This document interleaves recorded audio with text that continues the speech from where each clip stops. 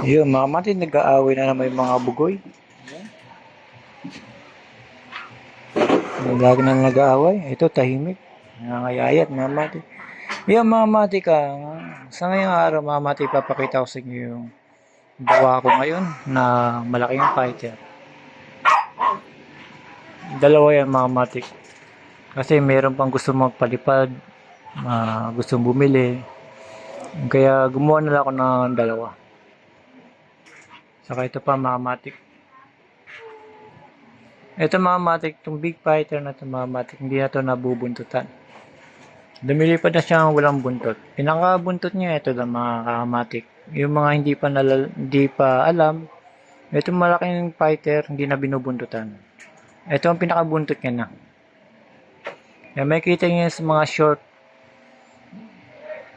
video ko, mga kamatik. Mga ganyan sa Ringgola. Kaya naisip ko gumawa uli ng dalawa, mga mati, kasi marami talaga akong ginagawa. Halos di ko na alam kung ano unahin ko. Pero kahit papaano, gumawa pa rin ako kahit papaano, mga kamati, kasi may pupunta dito. Gusto bumili ng sa Ringgola. Wala akong maibigay, kaya gumawa uli ako. Ayan, mga matik, dalawa yan, mga matik.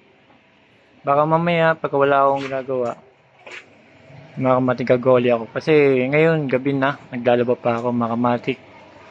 Kaya ngayon, ginawa ko lang itong dalawa. At yung maliliit pa, mga matik yun, mayroon na ako sinabit. 5 yan, nakabili na yung dalawa. Kaya 3 na lang. Ayan yung big fighter natin. Magaganda yan, mga matik.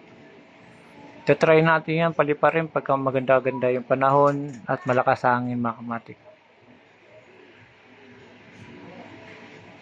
Yan, mga matik, sinare ko lang itong malaking fighter natin.